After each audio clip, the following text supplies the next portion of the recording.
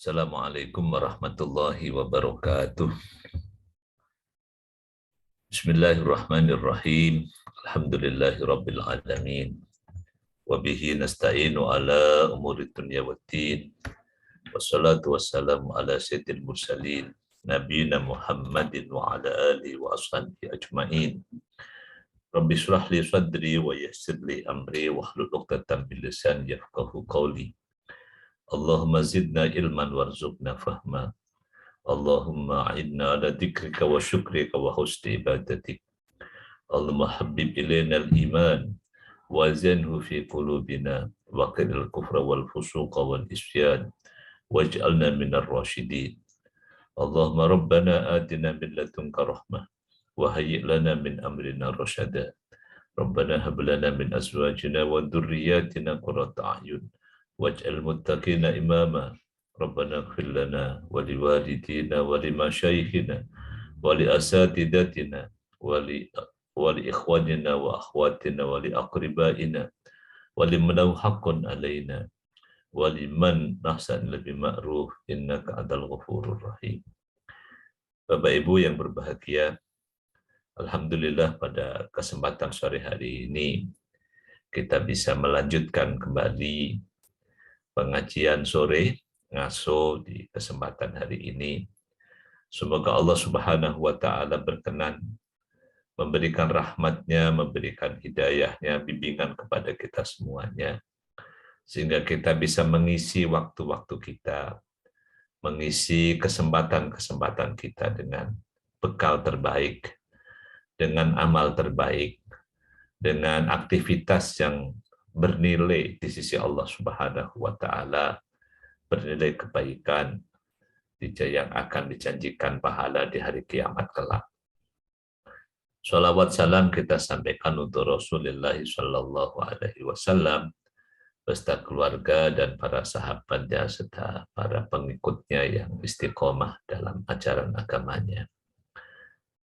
Hari ini pengajian kita dalam mengaji kitab Nasaihul Ibad, syarah dari kitab Al-Munabbihat di karya Syekh Nawawi Al-Bantani Syekh Nawawi Al-Jawi, dari kitab Al-Munabbihatnya Imam Ibnu Hajar Al-Asqalani.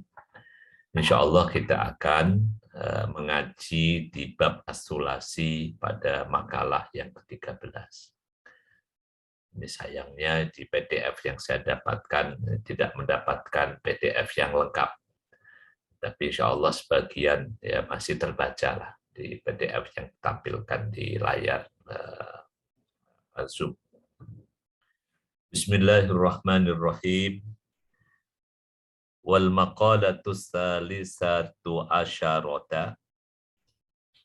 Wal maqalatu salisatu asyarata Anil Hasan Al-Basri radhiyallahu anhu.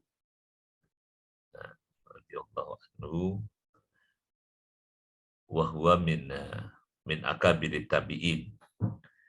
Man la adaba lahu la ilma lahu wa man la sabara lahu la dina lahu wa man la wara'a lahu la zulfa lahu.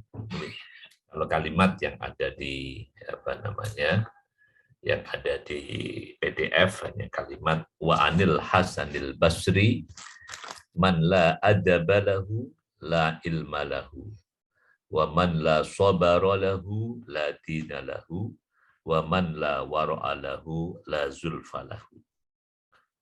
Ini makalah nasihat yang ke-13 dari Hasan Al-Basri. Jadi Hasan Al-Basri ini kalau di biografinya dia adalah min kibari tabi'in. Dia adalah kalangan tabi'in yang terpandang, kalangan tabi'in ternama.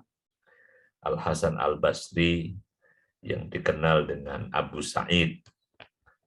Ini di antara kibarut tabi'in, imamnya Ahlul Basrah, wahabrul ummah fi zamanihi, jadi yang menjadi referensi umat pada zamannya. Hasan Al-Basri juga dikenal sebagai pemberani Jadi orang yang la yakhafu fillahi laumata laim, dikenal sebagai fuqaha al-fusaha asy-syaja'an an-nasak, sebagai alim dalam berbagai bidang ilmu, yang fasih dalam berbicara, pemberani dalam menegakkan agama, juga yang an-nasak, yang dikenal juga ahli ibadah. Hasan al-Basri ini kalau dari nasab keturunannya dia adalah anaknya budak. Jadi anaknya budaknya Ummu Salamah radhiyallahu anha. Ini yang menjadi salah satu keunikan. Mayoritas ulama kalangan tabi'in itu berasal dari kalangan hamba sahaya. Di mayoritasnya. Ya, jadi ini yang menjadi salah satu bukti kehebatan ajaran Islam. Jadi yang revolusi besar kalangan para budak yang masa sebelum Islam menjadi bukan hanya masyarakat kelas marginal, kelas 2, tapi bahkan manusia yang setengah barang, yang nilainya bisa diperjualbelikan. Tapi begitu Islam datang, maka para budak itu bisa berubah menjadi tokoh-tokoh besar dalam sejarah. Kalau yang di masa Nabi terkenal dengan ada Bilal ibnu Rabah dan lain-lain, maka kalangan mawali, mantan budak, ini anaknya budak ini adalah yang terkenal Hasan al-Basri, yang masa mudanya ada dalam asuhan Ali bin Abi Thalib radhiyallahu anhu. Jadi karena dia tidak pernah berjumpa dengan Nabi ya, makanya disebut dengan tabi'in, tapi berjumpa dengan para sahabat. Ya, karena tinggalnya di Basrah, meskipun lahirnya di Madinah, tapi nanti dia bermukim di Basrah sampai wafatnya pada tahun 110 Hijriah, sehingga dikenal sebagai Hasan al-Basri. Hasan al-Basri meskipun lahirnya di Madinah dari mantan dari budaknya Ummu Salamah radhiyallahu anha. Memang ada yang pernah menyoroti yang pernah saya baca bahwa di antara kemuliaan Hasan al-Basri ini di masa kecilnya pernah disusui oleh Ummu Salamah yang meskipun lanjut usia, ketika menyusui Hasan al-Basri kecil itu sempat juga keluar air susunya. Jadi salah satu kemuliaan seorang yang pernah disusui oleh Ummul Mukminin Ummu Salamah radhiyallahu anha. Hasan al-Basri min akabirit tabi'in, di antara ulama tabi'in ternama. Hasan al-Basri mengatakan, man la adaba lahu, barang siapa yang tidak memiliki adab. Ini yang kalau di syarahnya Syekh Nawawi, adab itu ma'allahi ta'ala wa ma'al khalqi. Adab yang berkaitan kepada Allah dan kepada sama makhluk. Ini sekedar catatan saja, dalam pengertian adab ini terjadi pergeseran. Jadi kalau yang dimaksudkan Syekh Nawawi, adab itu ya akhlak yang berkaitan mengatur manusia dengan Allah dan sama makhluk. Tapi dalam pengertian kekinian, adab ini lebih dikhususkan kepada hal-hal yang bersifat teknik. Jadi bersifat perilaku. Misalnya adab makan, adab minum, adab jalan, itu yang sekarang.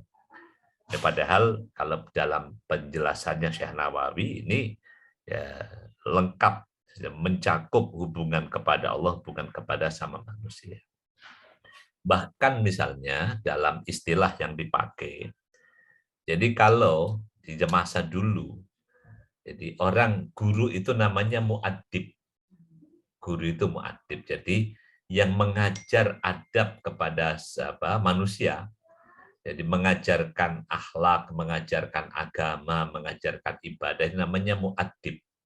Mu'addib. Jadi ini istilah yang populer dalam literatur Islam, bahwa guru itu mu'addib. Nah, murabbi itu sesungguhnya kalau di literatur ya, ini literatur. Murabbi itu bukan guru manusia, murabbi itu gurunya hewan. Jadi yang melatih kucing, melatih anjing, melatih singa, namanya murabbi. Jadi ada bahasa itu ya bukan masalah asli orisinal apa enggak, akhirnya yang populer yang mana. Jadi kalau sekarang orang misalnya disebut muadib, nah itu malah nggak kenal. Jadi, kalau yang masih pakai misalnya muadibnya Al-Fatih, misalnya itu kan disebutnya muadib bukan murabbi. Karena istilah murabbi itu lebih identik kalau dalam literatur ini ya, pendidikan Islam, murabbi itu lebih dipakai untuk para pelatih, bukan apa namanya, pelatih keterampilan untuk hewan. Jadi misalnya ya, pelatih sirkus, pelatih pelatih anjing, pelatih kucing, pelatih burung, itu murabbi. Kalau yang ke manusia itu yang di literaturnya adalah mu'addib. Kembali ke ungkapannya Hasan Al-Basri yang mengatakan man la adabalahu. Barang siapa yang tidak memiliki adab kepada Allah. Jadi misalnya jadi tidak ikhlas, tidak ridho kepada Allah. Lebih banyak suudonnya, lebih banyak buruk sangkanya kepada Allah. Tidak terima dengan ketentuan Allah, misalnya gitu. Enggak punya adab kepada Allah, ini misalnya. Jadi, bisa juga wa ma'al khalqi, tidak punya adab kepada sesama manusia. Jadi tidak ada apa namanya, kalau kaedah adab yang akhlak yang Nabi ajarkan sama manusia itu kan contoh yang paling gampang apa namanya, yarham soghirona wa yuwakkir kabirona, menyayangi yang lebih muda dan menghormati yang lebih tua. Bahkan tidak jarang misalnya dalam hubungan sehari-hari itu, di tua dan muda itu bisa berubah. Misalnya yang sedang kita alami, misalnya dengan wafatnya Syekh Qardawi itu kan, kalau komentarnya Syekh Ghazali dengan Syekh Qardawi, bahwa apa namanya, dulu Qardawi itu murid saya, tapi dia sekarang menjadi guru saya. Jadi dia sekarang menjadi guru saya. Atau misalnya saya lebih dulu lahir daripadanya, tapi dia lebih mulia, lebih apa namanya, lebih syuyuh atau lebih dewasa daripada saya. Itu juga misalnya gitu kan.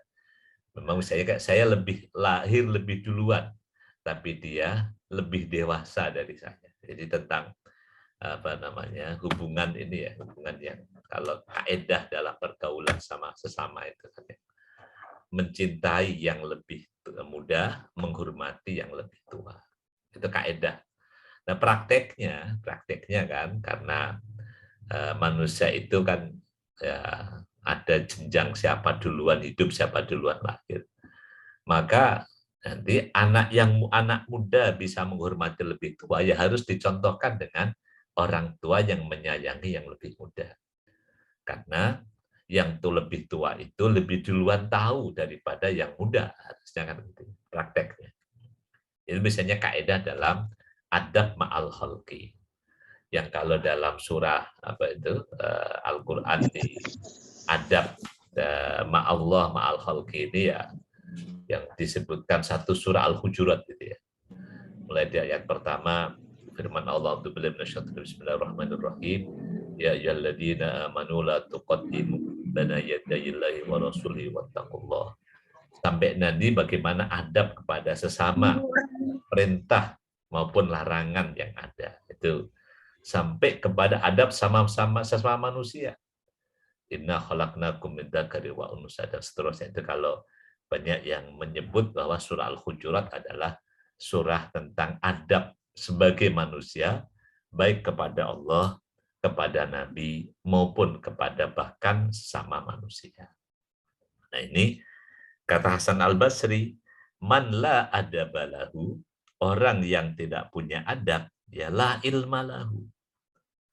Dia dianggap tidak berilmu, jadi nggak punya ilmu. Jadi nggak punya adab kepada Allah, nggak punya adab kepada sesama manusia, ini dianggap tidak punya ilmu. Ini apa namanya, kata Hasan Al-Basri. Nah, karena ya ilmu itu akan diukur bukan pada berapa jumlah buku yang dia tulis, bukan berapa gelar yang dia dapatkan, bukan berapa buku yang dia baca. Pada saatnya ilmu akan diukur dari bagaimana seseorang itu berperilaku. Jadi ketika orang bahkan berperilaku seringkali tidak ditanyakan apa agamanya.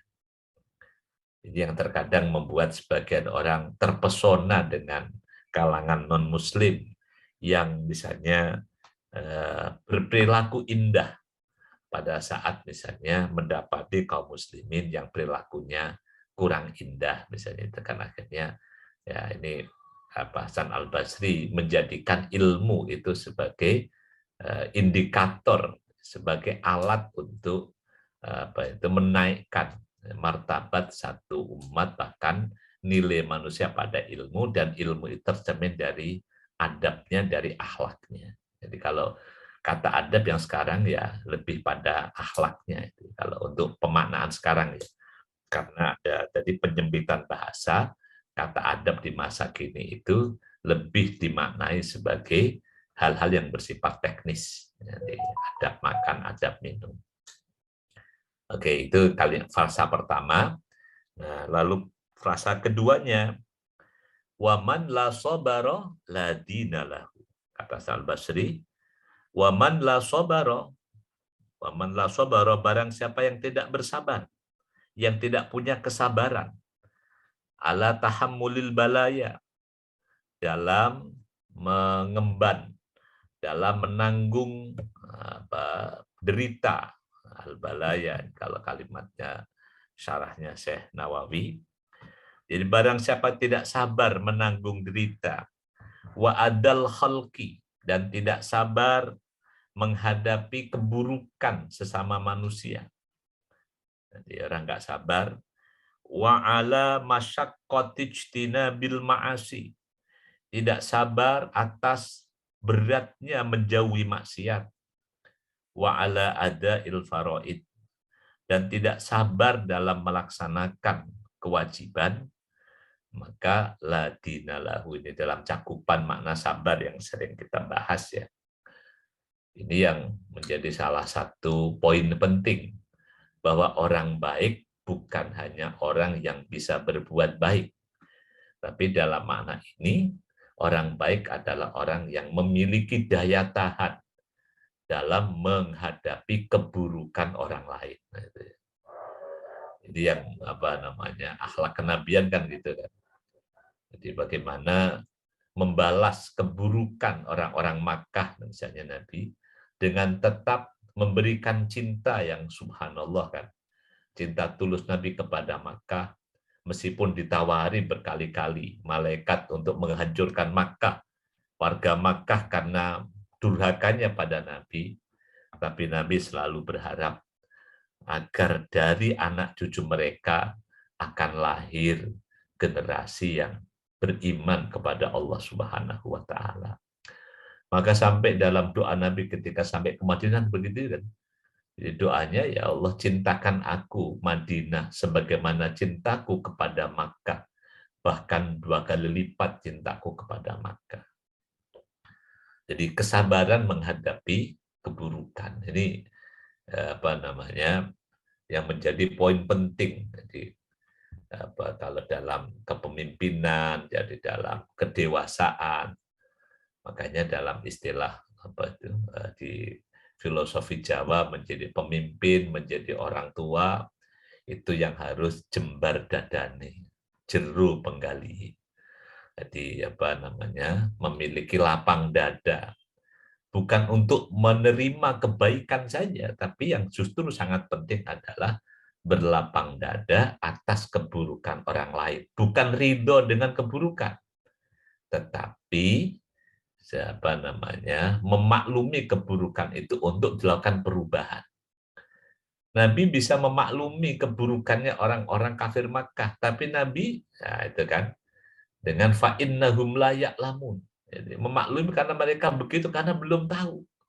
Sehingga Nabi berusaha terus bagaimana mengubah warga Makkah ini yang karena ketidaktahuannya mereka memusuhi Nabi sampai kemudian ya mereka bisa menjadi para pengikut Nabi. Jadi ini apa namanya salah satu bukti tentang kesabaran menghadapi keburukan orang lain. Dan ini ya apa menjadi syarat mutlak.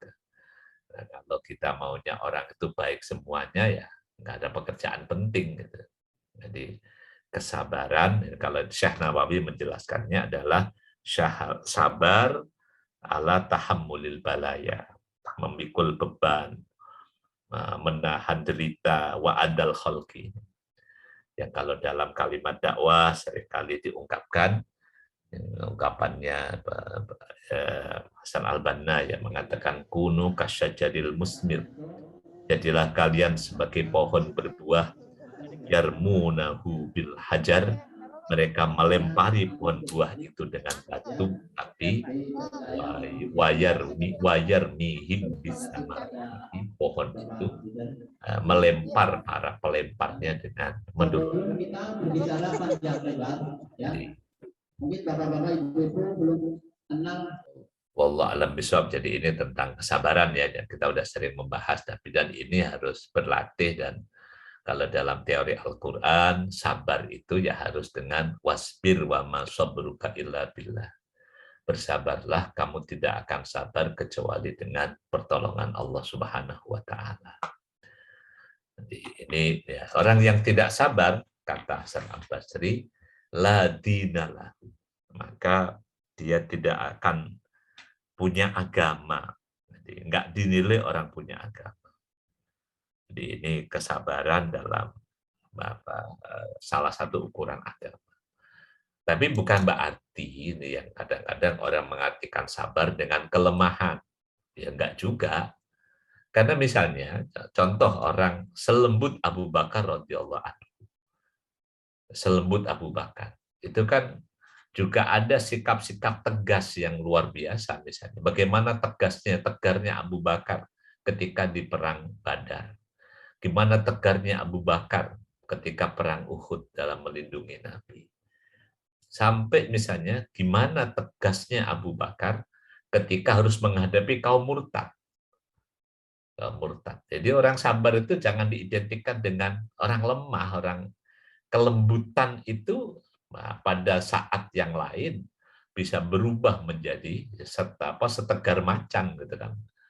Jadi makanya kalimat apa itu robbaniyin yang ruhbanun bil layal wa usudun bin nahar. Kalau malam menjadi seperti para rahib, tapi kalau siang menjadi seperti singa. Gimana tekad Abu Bakar ketika menghadapi kaum murtad yang nggak bisa ditawar oleh siapapun, bahkan Umar yang menawar akhirnya diledekin. Orang ketika jahiliyah setegar gitu kok jadi mesti lembek begini. Itu wallah alam besar. Jadi kesabaran ini jangan diidentikan dengan ini yang kadang-kadang di zaman sekarang. Jadi memaksa bahwa menjadi muslim itu dimaknai sabar itu dengan makna kelemah lembutan saja. Bahkan misalnya kalimat jadi rahmat, bahkan ketika membawa dalil Islam rahmatan lil alamin itu diidentikannya dengan ya udah selalu bukan rahmat, bukan lemah lembut, tapi cuma lemah saja, lemah tak berdaya. Itu yang harus kita geser. Sebaliknya misalnya orang yang setegar Umar pada saatnya bisa berubah menjadi orang yang ya selembut itu ketika menjadi khalifah. Oke ya. Jadi bahkan orang yang dalam kemuliaan Umar yang pernah sampai beberapa pendapatnya di masa Nabi dibenarkan oleh Al-Qur'anul Karim misalnya. Yaitu juga satu saat akhirnya ya harus juga mengakui bahwa pendapatnya salah di hadapan seorang wanita yang menolak ketika Umar membatasi mahar pernikahan. Maka Umar pun juga dengan gentle, dengan terbuka mengatakan, asobat imro'atun wa akhta'a Umar. Nah, wanita itu betul, Umar yang salah ketika menetapkan mahar yang nggak boleh mahal-mahal. Padahal di masa Nabi, pendapat Umar itu berapa kali dibenarkan oleh Al-Quranul Karim. Oke ya, tentang kesabaran ini banyak sekali contoh tentang. Saya hanya ingin menggarisbawahi bahwa makna kesabaran jangan diartikan hanya sebagai kelemahan, kelembutan saja, tapi ya harus juga dimaknai dengan makna yang komprehensif sesuai dengan ruang dan waktu di mana orang itu diperlukan. Kemudian waman lawaro alahu, waman lawaro, dan siapa yang tidak warok. Warok itu tidak hati-hati, tidak menjaga diri dari yang syubhat apalagi yang haram. Jadi orang yang tidak menjaga diri dari yang syubhat apalagi yang haram. Jadi kalau di hadis tentang al halalu bayyinun wal haramu bayyinun wa bainahuma syubhatun la ya'lamuha illa qalilun minan nas. Ada syubhat. Bahkan kalau dalam adabnya orang-orang soleh itu meninggalkan perkara mubah halal karena khawatir akan terseret halal itu kepada yang tidak halal. Misalnya itu dalam tradisi orang-orang soleh itu saking hati-hatinya menjauhi yang syubhat, bahkan yang mubah yang akan mengantarkan kepada yang haram. Kalau dalam fikih yang dikenal namanya syaddud daroi, menutup pintu yang akan bisa mengantarkan kepada perbuatan dosa. Jadi pintunya ditutup dulu. Nah kalau kata Hasan Al-Basri, waman la waro'alahu, orang yang tidak warok, tidak hati-hati menjaga diri dari yang syubhat apalagi yang haram. Ini kadang-kadang karena keperluan apa gitu, hanya semuanya dipakai. Bahkan kalau di dunia kita hari ini kan harus sangat hati-hati. Nah, di aturan agama itu paling longgar, itu aja sudah harus dijaga syubhat apa haram. Apalagi kalau udah bersinggungan dengan urusan hukum, urusan politik, itu udah makin rawan lagi. Sesuatu yang kadang halal secara syar'i itu bisa menjadi delik hukum. Nah, apalagi kalau udah kaitannya ada politisasi, itu jadi kacau. Nah, orang yang tidak warok, tidak hati-hati dalam menjaga haram dan syubhat, la zulfalahu, maka tidak ada kedekatan baginya di sisi Allah Subhanahu wa taala, aila martabatalahu indallah wala qurbatalahu minallahi taala. Jadi karena yang bisa mendekatkan diri kepada Allah itu ya hanya yang baik. Innallaha thayyibun la yaqbalu illa thayyiba wa innallaha amaral mu'minin kama amara bihil mursalin. Allah Maha Suci, tidak menerima amal ibadah kecuali yang baik, kan, yang suci. Jadi ini yang kalau hitung-hitungan ibadah yang menyesatkan kan begitu. Jadi orang mencuri 1 juta lalu sedekah 100.000, dianggap kan kalau kebaikan 10 kali lipat, keburukan kan yang setimpal. Maka dianggap kalau mencuri 1 juta bersedekah 100.000, dia udah punya kebaikan 100.000. Ini kan hitung-hitungan yang mencelakakan dalam hal pahala dan dosa. Kalau itu dipakai dalam menghalalkan, jadi dalam mengambil hak orang lain yang tidak halal. Oke ya, jadi ini tentang kehati-hatian. Ini biasanya al-wara' ini kaitannya dengan segala perilaku, baik yang berkaitan dengan finansial maupun perilaku yang berkaitan dengan pergaulan satu sama lain. Oke, itu makalah yang ke-13. Wal maqalatur rabi'atu asyarata. Berikutnya, makalah yang ke-14, ini wal maqalatur rabi'atu asyarata, yang ke-14 ini ruwiya anna rajulan min bani Israil kharaja ila talabil ilmi. Fabalagha dzalika nabiyahu. Fabalagha dzalika nabiyahu. Fabasa ilaihi nabiyyu fa'atahu ar-rajulu faqala lahu ya fata a'iduka bisalasi khisalin fiha ilmul awwalin wal akhirin.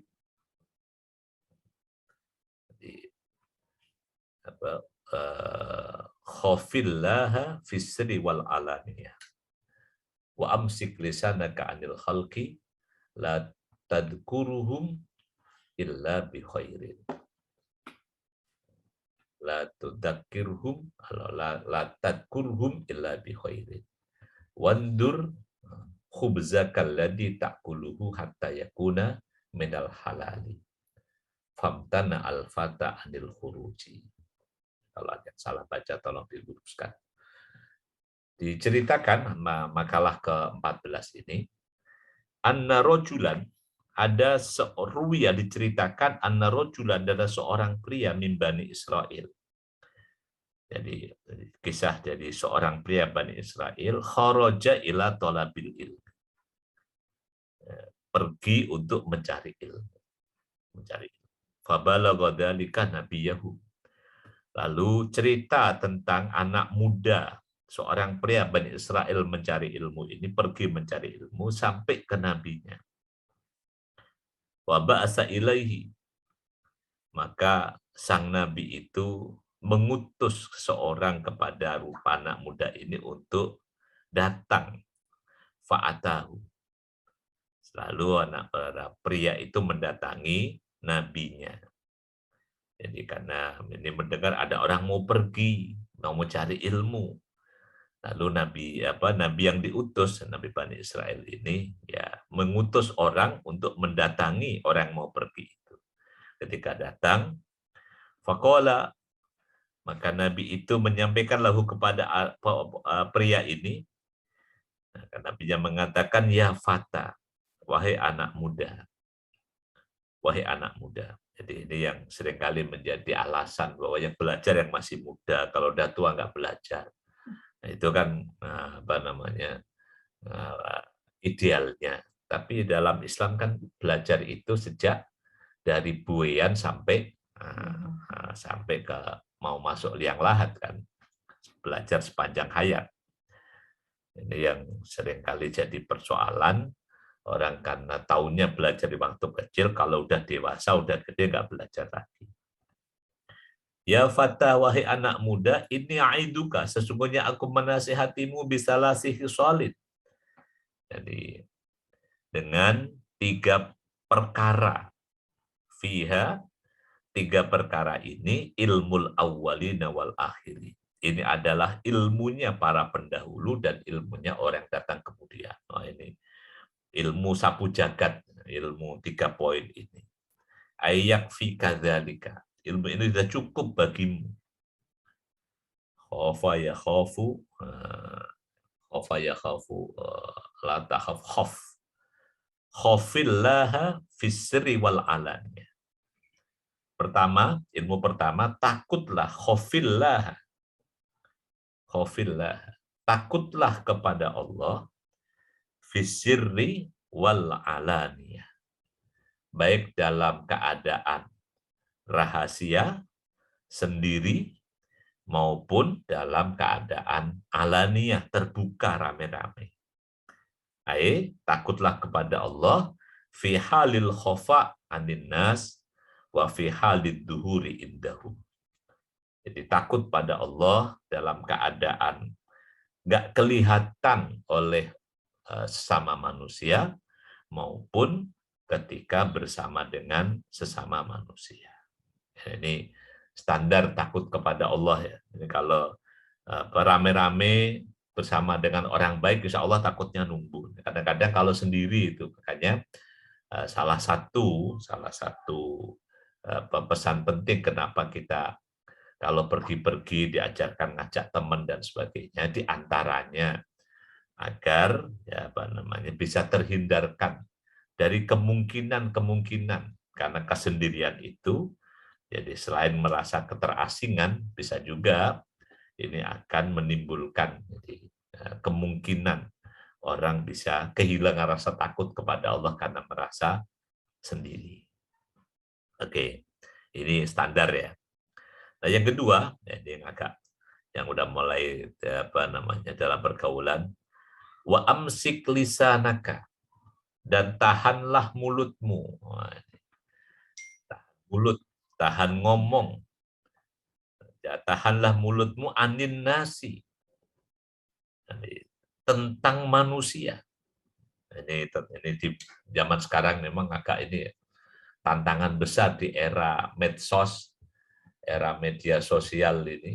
Wah, ini gimana orang menahan diri tidak berkomentar tentang orang lain. Jadi tidak berkomentar tentang orang lain. Jadi ini siapa maknanya anin nasi, tentang orang lain. Jadi ya kalau ngobrol sesama, orang ngobrol itu kan kalau masih gimana kabarmu, alhamdulillah baik. Nah, itu masih baik lah, mukhotobah, muhawaroh. Yang mulai kacau kan ketika sudah kalau menggunakan domir goib, ada orang ketika yang diceritakan, si Anu gimana, si Fulan gimana, itu namanya aninnas. Tapi kalau misalnya berbicara satu sama lain tentang muhawarah tadi, kayak fahaluk alhamdulillah bi khair, sebatas yang tentang dirinya dan yang dihadapinya, ya sesuatu yang ya diperlukan dalam komunikasi. Nah, ini yang diingatkan kalimatnya di sini, wa amsik lisanaka anil khalqi, kalau di sini, kalau dicetakan Haromen, wa amsik lisanaka anin nasi. Jadi jagalah mulutmu, jadi kendalikan mulutmu tentang bicara tentang orang. Tentang orang. Nah, bukan berarti nggak boleh ngomong. Nanti la tadkurhum atau la tadkurhum. Jangan kau menyebut mereka, jangan kau menyebut orang lain illa bi khairin, kecuali dengan menyebut kebaikannya. Ini agak berat kalau yang tugasnya asesmen. Makanya dalam tugas asesmen itu ya memang tidak semua orang. Misalnya kalau di dalam zaman dulu yang misalnya menjadi mukawwim, enggak semua orang. Kalau ini orang yang tidak memiliki kapasitas dan ilmu tentang takwim, termasuk ini kan dalam mengasesmen orang, itu bisa jadi dengan alasan ini untuk asesmen malah akhirnya melebar kepada menyebutkan hal yang tidak diperlukan. Ya, kalau di Riyadhus Shalihin kan orang boleh menyebutkan keburukan orang lain, itu kan hanya untuk tujuan, kalau nggak salah untuk 5 hal lah, kalau dicari kita baca bab ghibah itu, bab ghibah di kitab Riyadhus Shalihin. Jadi boleh jadi orang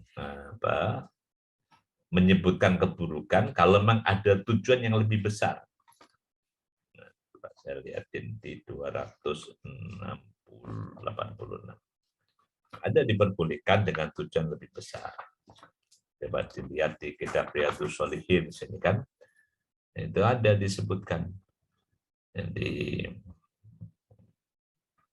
tentang maya juzu, salah ngebet. Juzu minal ghibah itu. Mana tadi kok ngebetnya salah.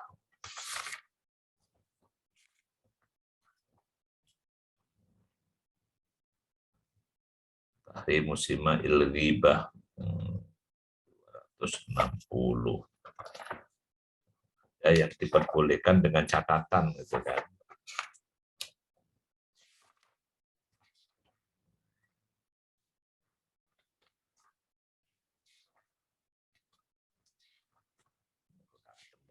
Ya.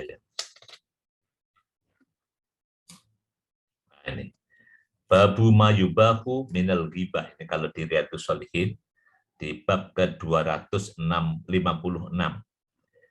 Diperbolehkan menyebutkan keburukan orang lain itu ini ini bisittati asbab, karena ada 6 sebab. Pertama, tadallum, Jadi karena didolimi, maka orang yang terdolimi boleh melaporkan kedoliman itu kepada yang berkuasa, kepada sultan, kepada hakim, kepada qadhi.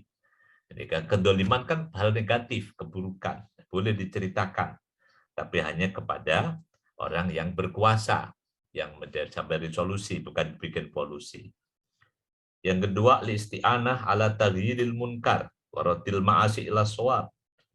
Jadi yang kedua, boleh menceritakan keburukan itu untuk menolong, minta tolong, merubah kemungkaran, mengembalikan orang ahli maksiat agar menjadi benar. Ini juga hanya boleh disampaikan kepada orang yang diharapkan bisa memberi solusi. Jadi, misalnya si fulan melakukan begini, begini, begini. Itu juga hanya boleh disampaikan kepada orang yang akan memberi solusi. Tapi kalau disampaikan kepada yang tidak ada solusi, ya nggak boleh. Yang ketiga, istifta, minta fatwa. Misalnya mengatakan kepada mufti, saya didolimi si fulan, begini-begini, ya itu boleh.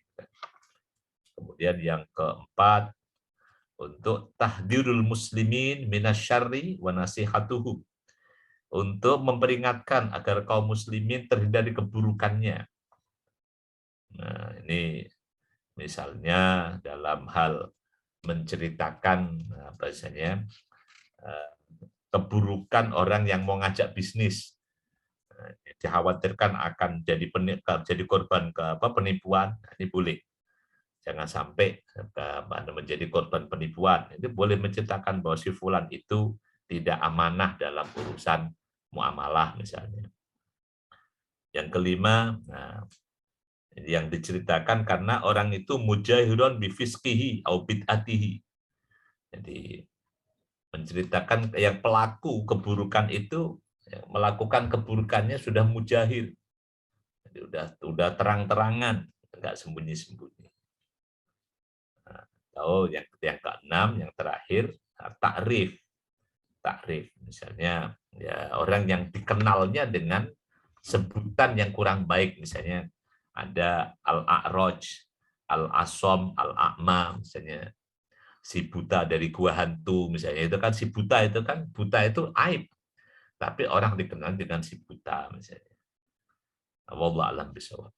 Ini di Riyadhus Shalihin diperbolehkannya dengan catatan. Ini pesannya pesan Nabi Bani Israel kepada anak muda yang mau belajar, amsik lisanaka anil khalqi la tadkurhum illa bi khairi. Jangan menyebutkan kecuali dengan kebaikan. Dan ini akan berdampak baik kalau kita ini jadi terbiasa dengan menyebutkan kebaikan orang lain, yang agak sulit di Indonesia tradisi kita. Maka kita akan memiliki memori kebaikan dari banyak orang.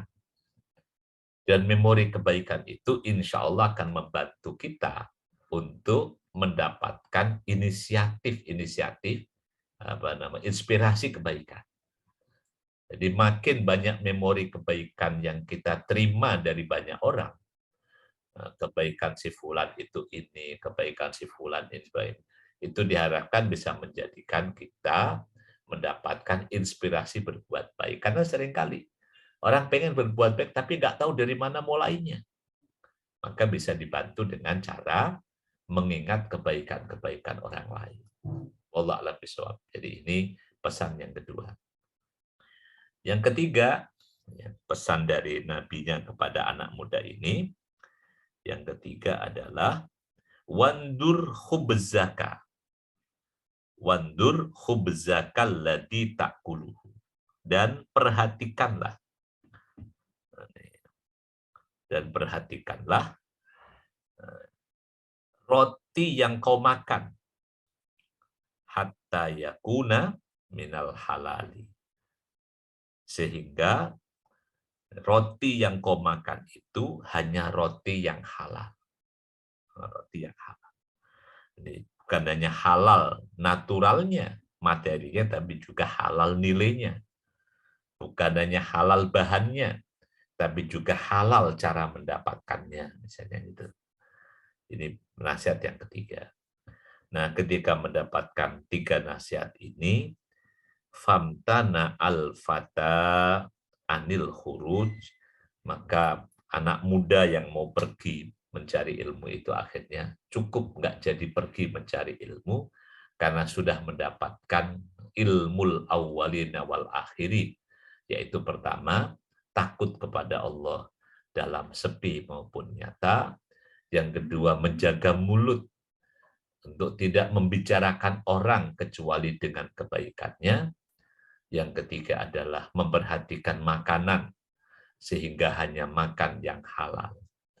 Nah, ini ketika sudah mendapatkan 3 ilmu ini, anak muda yang mau pergi belajar itu pun akhirnya sudah merasa cukup famtana'a, lalu menolaklah al-fata anak muda itu anil khuruj, dari pergi mencari ilmu karena sudah cukup mendapatkan 3 ilmu yang sangat penting dalam kehidupan di dunia ini.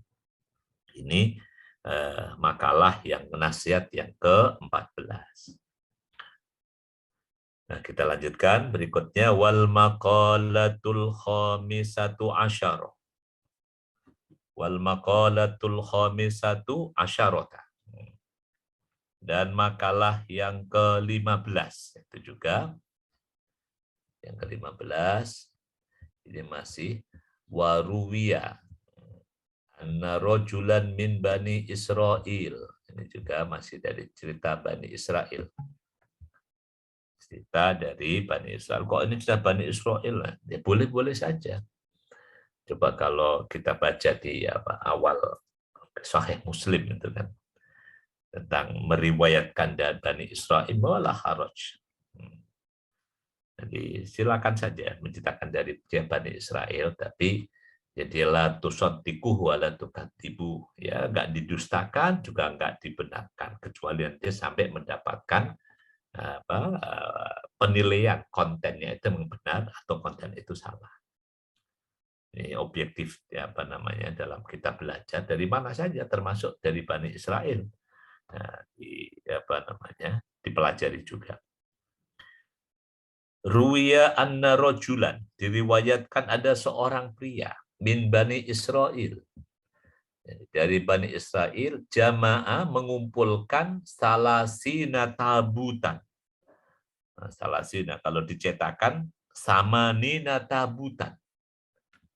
Di bedanya ini kalau yang di PDF salasina 30, tapi cetakannya samanina 80. Ini wallahualam nanti ini cetakan yang mana.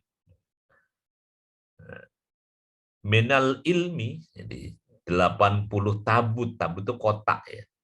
Minal ilmi berupa ilmu.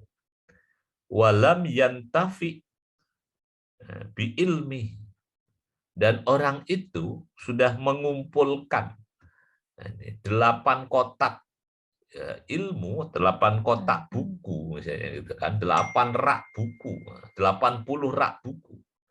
Tapi nggak bermanfaat ilmunya, walam yantafi bi ilmi, dia nggak bisa manfaatkan ilmunya. Ceritanya orang sudah, ini kalau di belajar kita ini kan, udah belajar lama, belajar banyak, tapi kok ilmunya nggak bermanfaat.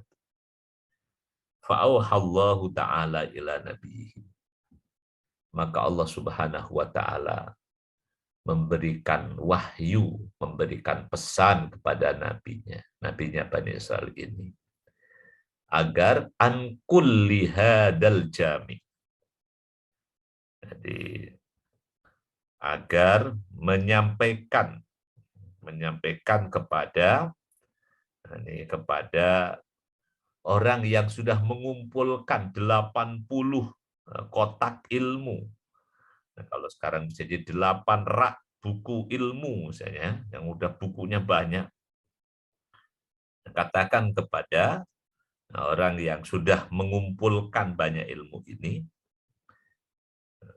lau jama'ta katsiran minal ilmi lam yanfa'ka illa antakmala bisalah sati asya.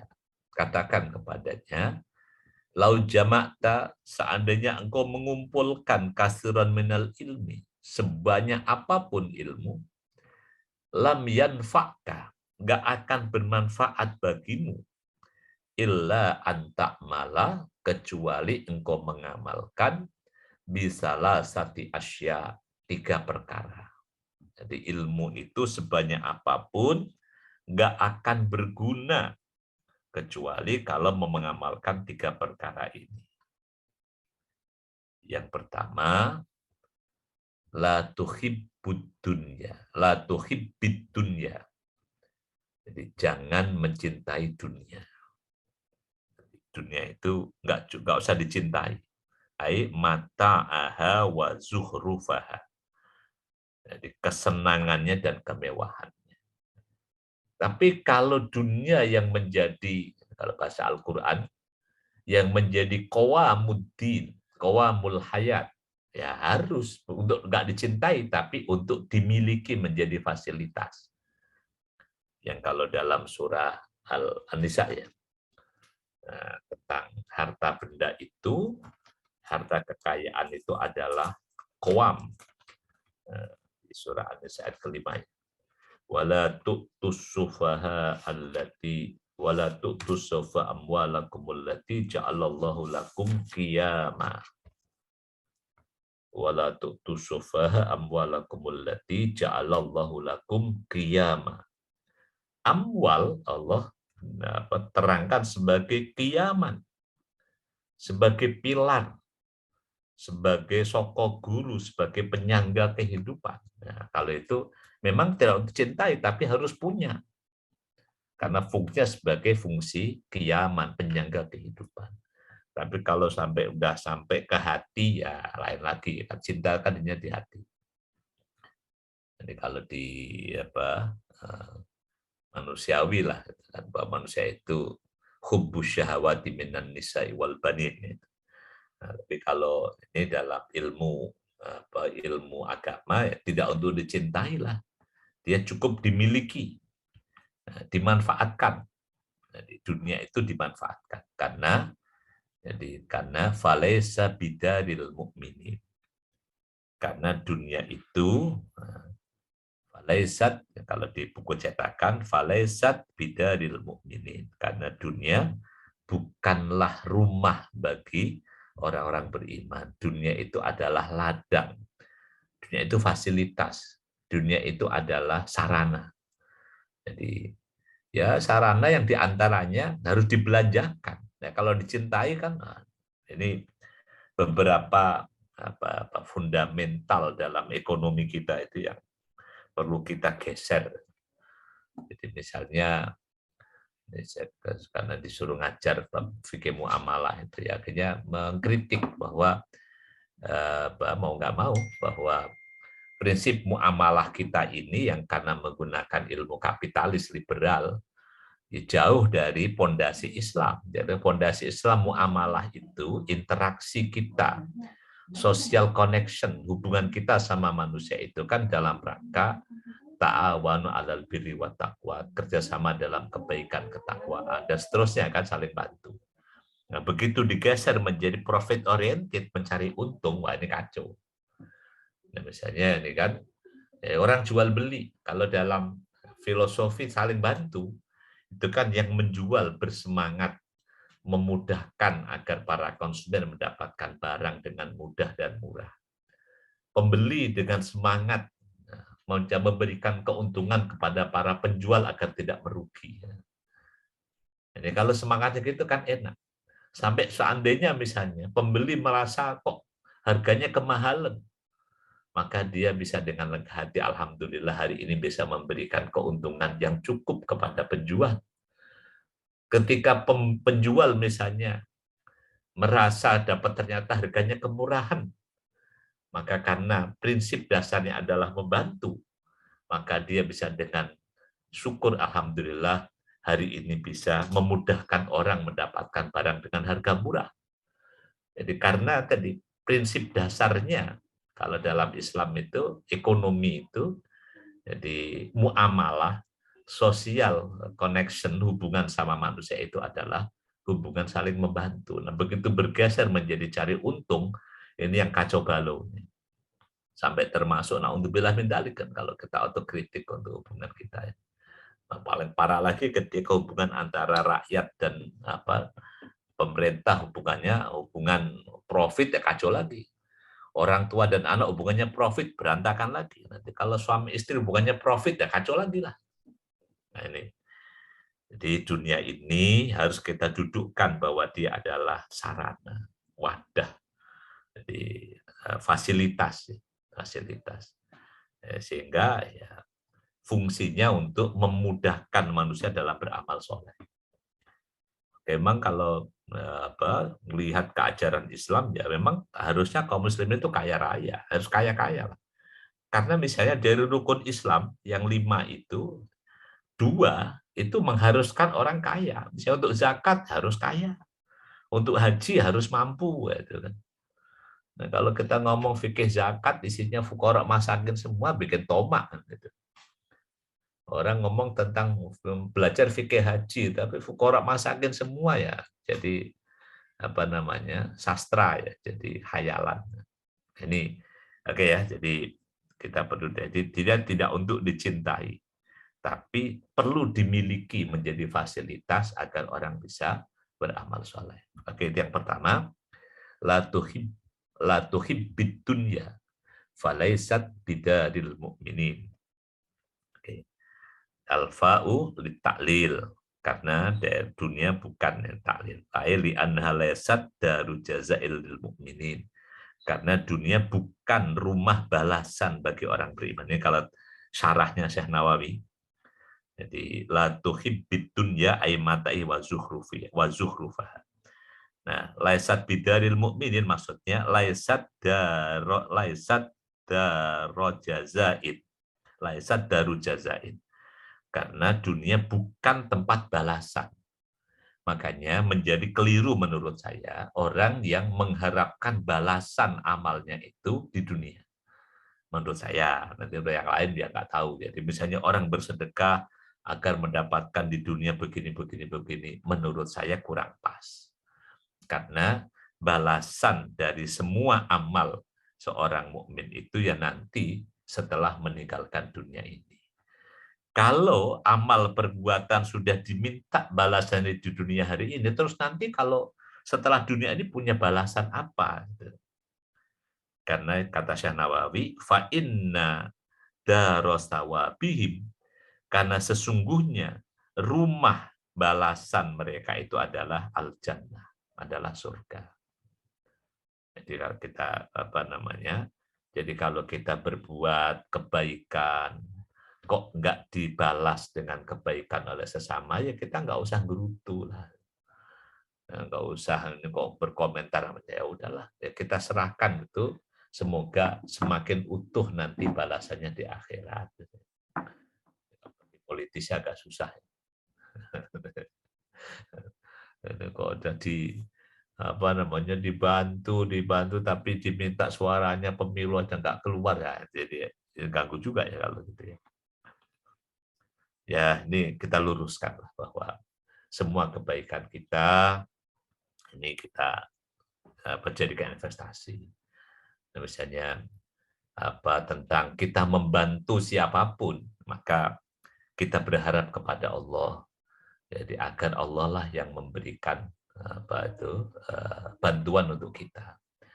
Jadi salah satu cerita ini tentang direct and indirect gitu ya.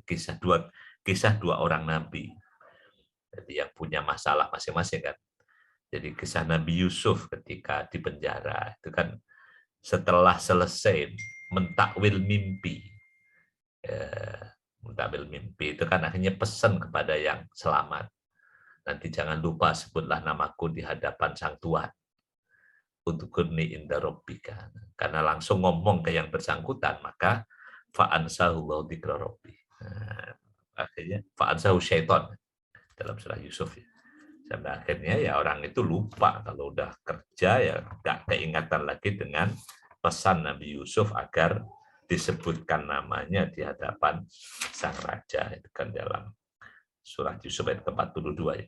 Fa'ansahu syaiton dzikra rabbi. Sampai akhirnya Nabi Yusuf fala bisa visi jenibit asini. Nabi Yusuf akhirnya ya di penjara nunggu di penjara beberapa tahun lamanya. Nah, di kisah yang lain, kisah Nabi Musa alaihissalatu wassalam dalam surah Al-Qasas, begitu selesai Nabi Musa membantu memberikan minum itu kepada penggembala kambing itu, jadi setelah ngasih minum di ayat ke berapa itu 23 ya.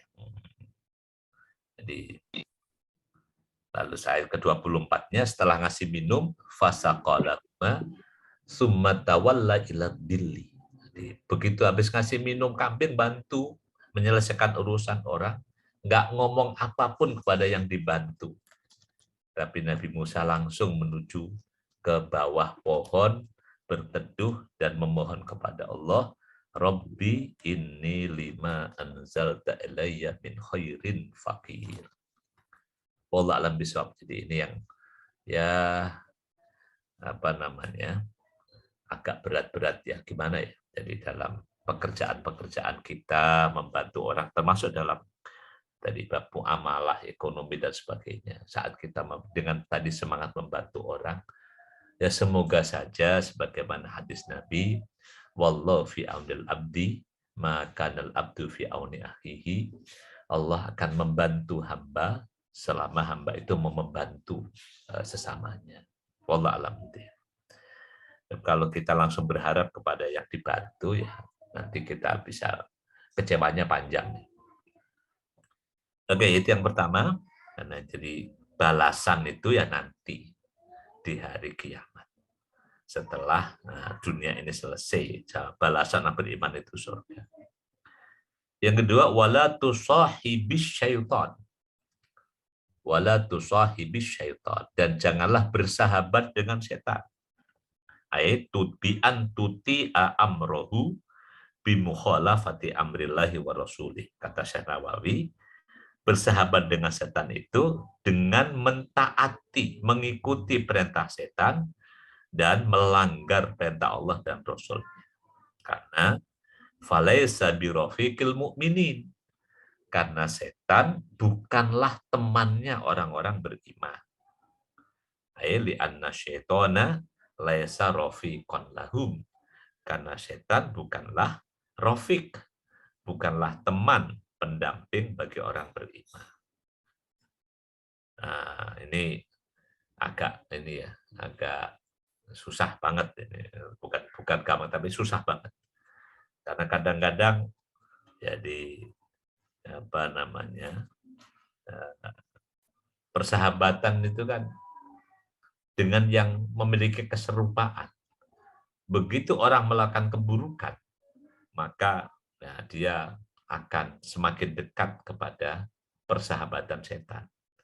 Makanya dalam adab, adab dalam konteks kita hari ini, kenapa dalam Islam itu dia diajarkan untuk dalam tampilan-tampilan terbaik yang disukai oleh malaikat, disukai oleh Allah, dan tidak disukai oleh setan. Misalnya, membiasakan makan minum dengan tangan kanan. Itu kan? Alasan kata Rasulullah karena setan itu makan minum dengan tangan kiri misalnya gitu. Nah, itu kan atau misalnya segala perbuatan yang bikin gondok setan itu yang harus dilakukan. Misalnya kayak orang membiasakan meludah ke arah kiri atau ke belakang, tidak ke depan atau ke kanan. Kemudian apalagi itu ya. Jadi masuk rumah dengan salam, karena kalau tidak salam maka setan ikut masuk. Jadi memulai beraktivitas dengan membaca bismillah, terutama ketika makan, karena kalau tidak membaca basmalah maka setan ikut makan dan sebagainya. Termasuk misalnya pewangian, penampilan, pakaian dan sebagainya, itu kan juga tempat. Ini kita diajarkan bahkan beberapa ajaran Islam itu yang preventif, menghindarkan dari godaan setan. Wala tusahibus syaitan. Yang ketiga, ini yang agak juga tentang tanyakan pekan lalu, bahwa ajaran Islam ini ya harus komprehensif antara hubungan dengan Allah juga hubungan kepada manusia. Wala tu'di ahadan. Yang ketiga, jangan engkau menyakiti seorang pun. Baik menyakiti kalau zaman sekarang dengan kata-kata maupun menyakiti secara fisik. Bahkan salah satu bentuk perbuatan orang kafir yang mencela Al-Quran itu kan wailul likulli humazatil lumazah. Jadi menyakiti dengan kedipan mata itu juga dengan isyarat, dengan cibiran, itu menyakiti apapun. Jadi wala tu'di ahadan, jangan kau menyakiti seorang pun hamba Allah min ibadillah. Karena falaisa bikhirfatil mu'minin. Karena menyakiti sesama mukmin, apalagi menyakiti sesama manusia, bahkan menyakiti sesama makhluk Allah pun, itu laisa bikhirfatil mu'minin. Itu bukan profesinya orang beriman. Itu bukan profesi, bukan pekerjaan orang beriman.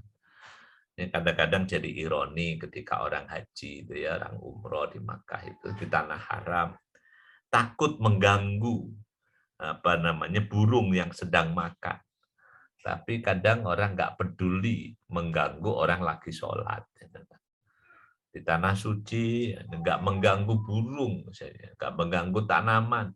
Tapi di tanah air mengganggu tetangga dan sebagainya. Ini ya perlu perlu diperbaiki, diluruskan, termasuk ya dalam banyak hal, misalnya hal-hal kecil, urusan sampah, urusan parkir, urusan ini kan juga semua hal yang akan berpotensi mengganggu sesama. Ini perlu kita hindari.